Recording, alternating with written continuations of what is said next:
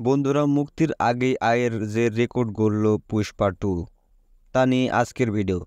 তো চ্যানেলে যারা নতুন, অবশ্যই চ্যানেলটিকে সাবস্ক্রাইব করে চলুন ভিডিওর মূল পয়েন্টে। পুষ্পা 2 নিয়ে বহুদিন ধরে ভক্তদের মধ্যে প্রবল উৎপাদনা।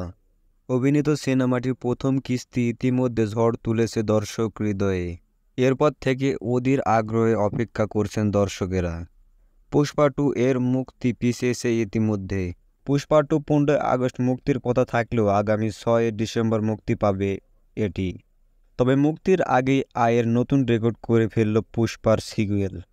নেটফ্লিক্স সমস্ত ভাষার স্বত্ব কিনে নিয়েছে। বন্ধুরা, প্রেক্ষাগৃহে মুক্তির পর ওটিটিতে মুক্তি পাবে সিনেমাটি। এজন্য নেটফ্লিক্সকে গুনতে হয়েছে 270 কোটি রুপি, বাংলাদেশি মুদ্রায় 385 কোটি 9 লাখ টাকার বেশি।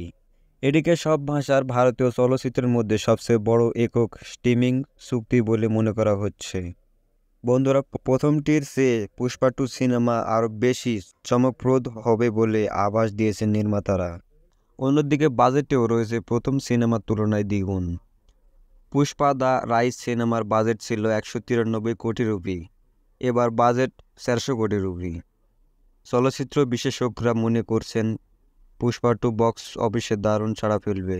6 ডিসেম্বর মুভিটি বিভিন্ন ভাষায় মুক্তি পেতে চলেছে। তো বন্ধুরা, এই ছিল আজকের ভিডিও। তো আবার দেখাচ্ছে নতুন ভিডিওতে। সবাই ভালো থাকবেন। ধন্যবাদ।